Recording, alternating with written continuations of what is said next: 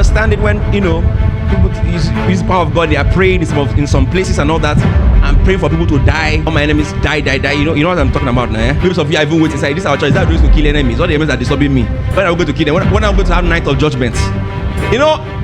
One of the things I found out with people who open themselves up to that kind of rubbish, that they are very unforgiving people.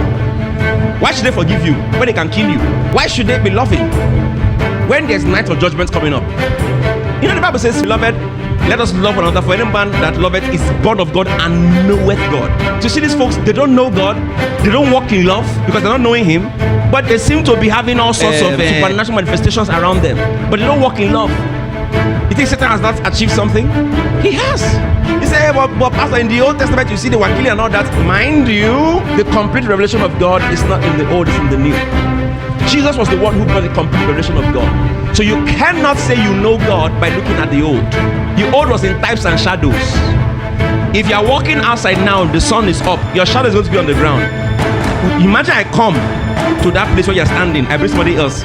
Please, Pastor D, please come. I want to introduce you to Pastor D. You can see his shadow, right? Look at this, you can see it behind him, eh? You can see that, good. So I come, I say, come. I say, yes, wisdom, you are joining the protocol team now, and you really be responsible for protocoling the associate pastor.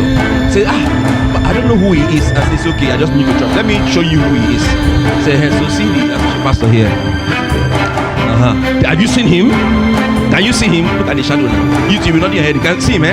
So whenever you see him, protocol him. That's ridiculous, isn't it so? But the Bible says the Old Testament was done in types and shadows.